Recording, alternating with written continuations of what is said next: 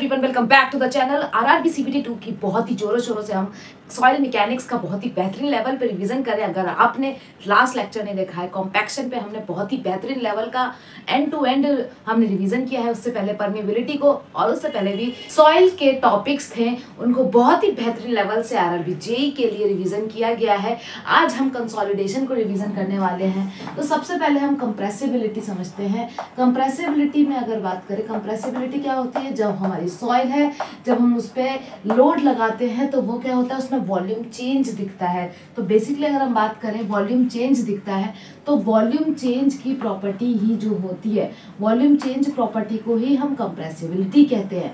जैसे कि अभी हमने सबसे पहले देखा था, अगर हमारी सॉइल में एयर वॉइड्स रिमूव हो रहे, एयर वॉइड्स रिमूव होते हैं और इनके वजह से वॉल्यूम चेंज देखने को मिलता है, इनके वजह से वॉल्यूम चेंज देखने को मिलता है, तो इसको हम बोलते हैं compaction. That is known as compaction. तो वॉल्यूम चेंज ड्यू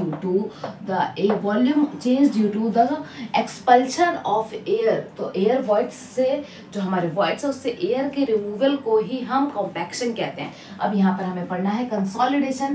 कंसोलिडेशन क्या होता है? पोर वाटर, जो हमारी सैचुरेटेड सॉइल है, सैचुरेटेड वॉइड्स हैं, उसमें अगर हम बात करें तो वहां पर हमारा वाटर प्रेजेंट है और वाटर के ही एक्सपल्शन को, तो बेसिकली कंसोलिडेशन क्या है?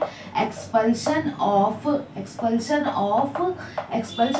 पोर वाटर का रिमूवल को ही हम, पोर वाटर रिमूवल को, एक्सपल्शन को ही हम कंसोलिडेशन कहते हैं। तो यहाँ पर दो तरीके से कंसोलिडेशन देखने को मिलेगा।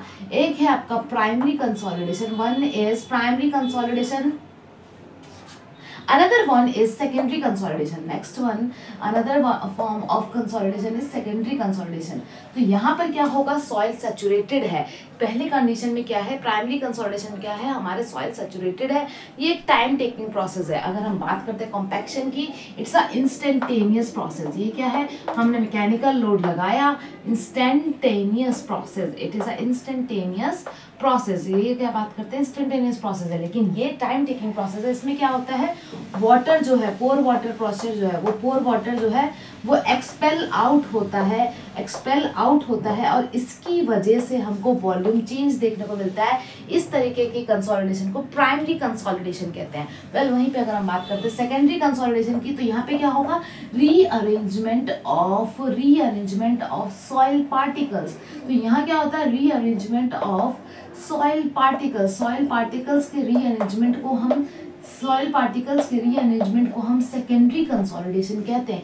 यहाँ पर अब देखो, जैसे हम अगर बात करते हैं थ्री फेज सिस्टम का, तो सबसे पहले हमने क्या किया? एयर को रिमूव करा दिया तो कॉम्पैक्शन हो गया, वाटर रिमूव हो गया तो हमारा प्राइमरी कंसोलिडेशन हो गया। तो अब क्या बचे? सॉलिड्स ही तो बचे। तो जब सॉइल सॉलिड्स हमारे रीअरेंज करते हैं, उसी को हम सेकेंडरी कंसोलिडेशन बोलते हैं, जो कि हमें प्राइमरी कंसोलिडेशन के बाद देखने को मिलता है। वेल, यहाँ पे अगर हम बात करते हैं कंसोलिडेशन की, तो यहाँ पे हमारा सबसे पहला इंपॉर्टेंट टर्म है, वो है सेटलमेंट और टाइम। तो अगर बात करते हैं सेटलमेंट एंड टाइम देखा जाता है, तो अगर हम देखें, जैसे कि हमारे पास दो सॉइल है, एक लेते हैं हम सैंड और एक लेते हैं हम क्ले। तो सैंड में हमको रेट ऑफ सेटलमेंट ज़्यादा देखने को मिलेगा, क्योंकि हमने लोड लगाया तो इसका रेट ऑफ सेटलमेंट, ये जल्दी सेटल कर जाता है। तो रेट ऑफ सेटलमेंट आपको सैंड में ज़्यादा देखने को मिलेगा। सैंड में आपको रेट ऑफ सेटलमेंट ज़्यादा देखने को मिलता है इन कंपेयर टू क्ले। लेकिन सेटलमेंट किस में ज्यादा देखने को मिलेगा? तो क्ले ज्यादा सेटल करती है। तो सेटलमेंट, टोटल सेटलमेंट आपको किस में ज्यादा देखने को मिलेगा? सेटलमेंट बेसिकली हमें क्ले में ज्यादा देखने को मिलेगा। ये लेकिन ये टाइम प्रोसेस, ये बहुत ज्यादा टाइम लेती है इन कंपेयर टू सैंड। तो यहाँ पर आपको सेटलमेंट ज्यादा देखने को मिलेगा। वेल, यहाँ पर एक और इम्पॉर्टेंट टर्म जिसे हमें समझना है, पहला है coefficient of compressibility, very important. तो पहला टर्म है कोफिशिएंट ऑफ कंप्रेसिबिलिटी, AV से डिनोट करते हैं। Coefficient of compressibility denoted by AV। तो यहाँ के फॉर्मूले बहुत याद होने चाहिए, एग्जाम में डायरेक्टली आ जाता है। इसको हम स्मॉल AV से डिनोट करते हैं। यहाँ पे अगर इसकी बात करें, कोफिशिएंट ऑफ कंप्रेसिबिलिटी क्या कहता है? कोफिशिएंट ऑफ कंप्रेसिबिलिटी कहता है change in void ratio with respect to change in effective stress, या फिर इस तरीके से दिखाते हैं E1 माइनस E2 अपॉन में sigma 2 dash minus sigma 1 dash. ये हमारा AV का फॉर्मूला है। यहाँ की यूनिट की बात करें तो वॉइड रेशियो का कोई भी यूनिट नहीं होता, लेकिन इसका क्या होता है? किलो न्यूटन पर मीटर स्क्वायर। सो इसकी यूनिट हो जाएगी मीटर स्क्वायर पर किलो न्यूटन ये इसकी यूनिट हो जाएगी। ये है हमारा coefficient of compressibility. Coefficient of compressibility में क्या होता है, हमारा जो ग्राफ है वो वॉइड रेशियो और इफेक्टिव स्ट्रेस में बनता है, और वहां पर हमें कर्व देखने को मिलता है। लेकिन हम एक स्ट्रेट लाइन चाहते हैं, अगर मुझे जो वैल्यू निकालनी है, मेरे को स्ट्रेट लाइन लेनी होती है, तो वहां पर हम क्या करेंगे, हम लॉग में वैल्यू लेते हैं। तो यहाँ से एक और टर्म निकल के आता है जिसको हम बोलते हैं कोफिशिएंट ऑफ कंप्रेशन। इसको बोला जाता है कोफिशिएंट ऑफ कंप्रेशन, इसको हम सीसी से डिनोट कर देते हैं। Next term is very important, coefficient of compression which is denoted by CC, और इसका फॉर्मूला क्या हो जाएगा, सीसी के फॉर्मूले की बात करते हैं तो पहला फॉर्मूला हो जाता है change in effective void ratio, change in void ratio upon में यहाँ क्या आ जाएगा लॉग सिग्मा 2 अपॉन में सिग्मा 1, इफेक्टिव है ये, तो सिग्मा 2 अपॉन में सिग्मा 1, ये हमारा सीसी का फॉर्मूला हो गया। वहीं पे अगर हम बात करते हैं एक इंपेरिकल फॉर्मूला देखने को मिलता है, अगर मेरी सॉइल अनडिस्टर्ब्ड है तो क्या हमें सीसी का फॉर्मूला देखने को मिलेगा, अगर मेरी सॉइल रिमोल्डेड है तो उस केस में हमें क्या सीसी का फॉर्मूला देखने को मिलेगा, जरा देखते हैं। अनडिस्टर्ब के केस में क्या मिलता है हमें फॉर्मूला, अगर हम बात करें यहाँ पर तो अनडिस्टर्ब के केस में देख लेते हैं। सबसे पहले अनडिस्टर्ब्ड केस में सीसी की वैल्यू आती है, अनडिस्टर्ब्ड क्ले है, अगर अनडिस्टर्ब सॉइल है हमारी तो सीसी की वैल्यू निकल के आती है 0.009, ब्रैकेट में आएगा लिक्विड लिमिट -10, तो ब्रैकेट में आता है 0.009 ब्रैकेट में लिक्विड लिमिट -10। वहीं पे हमारा होता है एक रिमोल्डेड सॉइल, एक हो गया हमारा अनडिस्टर्ब, एक होता है हमारा रिमोल्डेड सॉइल। रिमोल्डेड सॉइल की अगर हम बात करते हैं तो यहाँ पर हमें सीसी का क्या फॉर्मूला देखने को मिलता है, सीसी विल इक्वल्स टू 0.007 और ब्रैकेट में आ जाता है WL-10। Very important, directly MCQ में क्वेश्चन आ जाता है, फॉर्मूला डायरेक्टली पूछा जाता है, तो वेरी इंपॉर्टेंट, ये पूरा याद होना चाहिए। अच्छे से हमें पेपर पे प्रैक्टिस कर करके रिवीजन करना है। नेक्स्ट टॉपिक की तरफ चलते हैं। कोफिशिएंट ऑफ कंप्रेसिबिलिटी के बाद, कोफिशिएंट ऑफ कंप्रेशन के बाद एक और टर्म है जो कि है कोफिशिएंट ऑफ वॉल्यूम कंप्रेसिबिलिटी, जिसको आप एमवी से शो करते हैं। So it is coefficient of volume compressibility, it is coefficient of volume compressibility. Direct formula पूछा जाता है coefficient of volume compressibility and the formula is AV upon 1 plus E0। तो basically AV क्या है, अभी जस्ट हमने देखा था AV क्या था, अभी हमने देखा था coefficient of compressibility upon 1 plus E0। E0 क्या है, इनिशियल वॉइड रेशियो, तो MV का फॉर्मूला हमारा हो जाता है AV अपॉन में 1 प्लस E0। E0 का कोई जो वॉइड रेशियो उसका कोई भी यूनिट नहीं होती, और जो हमारा 1 है उसकी कोई यूनिट नहीं होती, तो इसकी यूनिट डायरेक्टली किसके प्रोपोर्शनल हो जाएगी, कोफिशिएंट ऑफ कंप्रेसिबिलिटी के, और वो क्या था हमारा metre square upon kilo newton. इसका मतलब MV की भी यूनिट क्या हो जाएगी, metre square upon kilo Newton.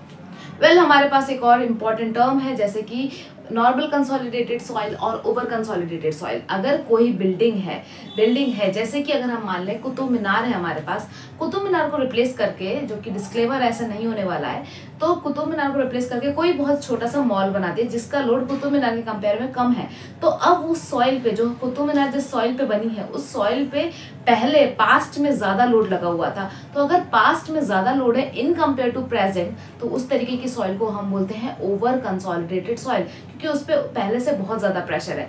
जैसे कि आप लोग प्रिपेयर कर रहे हो, अगर आप लोगों पे पहले से बहुत ज्यादा प्रेशर है तो छोटे मोटे कि यार कॉल क्यों नहीं किया, तुमने रात में रिप्लाई क्यों नहीं किया, ये प्रेशर आप लोगों के लिए कम है, क्योंकि अगर पेरेंट्स का प्रेशर पहले से ज्यादा है कि इस साल अगर नहीं निकला तो बाबू भैया देख लेना, तो बेसिकली अगर हम बात करते हैं तो ये कौन सी सिचुएशन हो गई, ओवर कंसोलिडेटेड सॉइल। लेकिन पहले से पेरेंट्स का प्रेशर अभी है नहीं, नई तैयारियों कुछ नहीं, चिल पिल है, क्योंकि अभी पापा मम्मी ने कुछ नहीं कहा, तो ये वाला जो प्रेशर होता है कि रात में तुमने रिप्लाई क्यों नहीं किया था, मैं इंपॉर्टेंट हूँ या पढ़ाई इंपॉर्टेंट है, अगर इसका रिप्लाई आपने नहीं किया तो ये प्रेशर आप लोग के लिए भी न्यू है, तो ये कौन सा हो गया, ये नॉर्मल कंसोलिडेटेड सॉइल। तो अगर पहले से पास्ट में प्रेशर ज्यादा है इन कंपेयर टू प्रेजेंट, तो इस तरीके की सॉइल को बोलते हैं ओवर कंसोलिडेटेड सॉइल। लेकिन अगर प्रेजेंट का जो प्रेशर है पास्ट के कंपेयर में ज्यादा है, प्रेजेंट का प्रेशर पास्ट के कंपेयर में ज्यादा है, अचानक से बहुत ज्यादा प्रेशर आ गया है, पहले इतना चिल पिल लाइफ थी, तो क्या होता है, उसको हम नॉर्मल कंसोलिडेटेड सॉइल कहते हैं। और यहाँ पर एक टर्म यूज किया जाता है over consolidated ratio, very important term, OCR। OCR क्या कहता है, पास्ट में कितना लोड लग रहा था अपॉन में प्रेजेंट में कितना लोड लगता है उस सॉइल पे, तो पास्ट अपॉन प्रेजेंट के रेशियो को हम OCR कहते हैं। OCR can be greater than 1, OCR can be greater than 1, OCR can be equal to 1 and OCR can be less than 1। किसी भी केस में पूछा जा सकता है, अगर OCR की वैल्यू 1 से ज़्यादा है, मतलब क्या कि वॉल्यूम, अगर OCR की वैल्यू 1 से ज़्यादा है तो इस केस में क्या होगा, 1 के इक्वल है तो क्या होगा, और अगर लेस देन 1 है तो क्या होगा। अगर ओसीआर की वैल्यू 1 से ज्यादा है तो इस केस में हो जाता है हमारा ओवर कंसोलिडेटेड सॉइल, ये केस हो जाता है हमारा ओवर कंसोलिडेटेड सॉइल का। वेल अगर ओसीआर की वैल्यू इक्वल टू 1 है तो ये हो जाता है मेरा नॉर्मल कंसोलिडेटेड सॉइल, ये केस है मेरा नॉर्मल कंसोलिडेटेड सॉइल का। And if the value of OCR is less than 1 then it is under consolidated soil. Very important, ये याद रखना है। तो इस केस में क्या हो जाएगा, अंडर कंसोलिडेटेड सॉइल। तो वेरी इंपॉर्टेंट, ये वैल्यूज हमें याद रखनी है। OCR greater than 1, equals to 1, less than 1, क्या क्या केस देखने को मिलते हैं, बिल्कुल याद होना चाहिए। नेक्स्ट टर्म की तरफ चलते हैं। नेक्स्ट टर्म होता है हमारा टाइम फैक्टर, टीवी से डिनोट करते हैं, TV which is time factor. Time factor का formula very important, question directly आता है।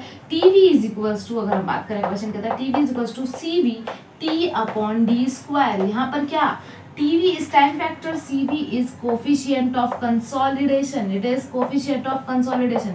तो CV को हम बोलते हैं coefficient of consolidation। D क्या है, ड्रेनेज पाथ। अब अगर हम बात करें D, दो तरीके से हम शो करते हैं। D क्या है, ड्रेनेज पाथ है। D है हमारा ड्रेनेज पाथ, हो सकता है सिंगल पाथ हो ड्रेनेज का या फिर डबल हो। अगर सिंगल है, पहला केस कि मेरा पाथ बस सिंगल, एक ही जगह से वाटर हमारा सीप आउट कर सकता है, सिंगल पाथ है। अगर सिंगल पाथ है तो D की वैल्यू H के इक्वल हो जाएगी, जो मेरा सैंपल है जितना वैल्यू है H का वही मेरा D का वैल्यू हो जाएगा। लेकिन अगर डबल ड्रेनेज पाथ है, डबल ड्रेनेज पाथ है, अगर डबल पाथ है तो यहाँ पर D की वैल्यू हो जाएगी H/2, यहाँ पर D की वैल्यू हो जाएगी H/2। वेल T क्या डिनोट कर रहा है, T डिनोट कर रहा है time. It can be in days, it can be second, it can be in hours. ये डिपेंड करता है हमारा coefficient of consolidation, sorry coefficient of या कंसोलिडेशन किस टाइम पीरियड में दे रखा है, इसकी यूनिट किस में दे रखी है। तो एक फॉर्मूला तो बहुत इंपॉर्टेंट है, कल ही हमने देखा था। हमें पता है कि K is equals to CV MV gamma W, यहाँ से हम निकाल सकते हैं कोफिशिएंट ऑफ कंसोलिडेशन। यहाँ पे K क्या है, कोफिशिएंट ऑफ परमेबिलिटी। MV क्या है, जो अभी हमने देखा, coefficient of volume compressibility. Gamma W is the unit weight of water. तो यहाँ से हम कोफिशिएंट ऑफ कंसोलिडेशन निकाल सकते हैं। मोस्टली क्वेश्चन में गिवन होता है। यहाँ पे सारा गेम हमारा T और D स्क्वायर के ऊपर होता है। टीवी की बात करते हैं, किस बात पे डिपेंड करता है, ये बात करता है डिपेंड हमारे कैपिटल U पर। तो टीवी जो है मेरा बेसिकली कैपिटल U पे डिपेंड करता है। कैपिटल U क्या होता है, हमारा डिग्री ऑफ कंसोलिडेशन। तो अगर हम पहले बात तो की कैपिटल U को देखें तो ये होता है डेल H अपॉन में H इंटू 100%। यहाँ पर डेल H क्या शो करता है, टोटल कितना सेटलमेंट हो सकता है। ये क्या शो करता है, टोटल मेरी सॉइल टोटल कितना अगर लोड लगता है तो टोटल कितना सेटल कर सकती है। मान लो 25 mm सेटल कर सकती है, तो टोटल सेटलमेंट मेरा क्या है 25 mm।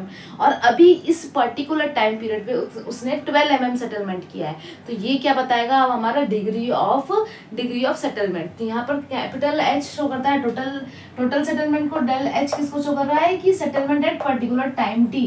तो सेटलमेंट किस पे, एक पर्टिकुलर टाइम T पे, एट टाइम T टाइम पर कितना सेटलमेंट देखने को मिल रहा है। तो यहाँ से हम U निकाल सकते हैं आराम से। अब टीवी जो है मेरा, ये जो टाइम फैक्टर है, ये मेरा U पे ही डिपेंड करता है। अगर डिग्री ऑफ कंसोलिडेशन मतलब U, if degree of consolidation 60% या उससे कम है तो मेरी टीवी की वैल्यू क्या हो जाती है, टीवी की वैल्यू हो जाती है पाई/4 U अपॉन 100 का होल स्क्वायर। और एक केस ये भी हो सकता है कि U की वैल्यू मेरी 60% से ज्यादा हो। तो इस केस में जो टीवी की वैल्यू होती है वो आपको याद करके रखनी है।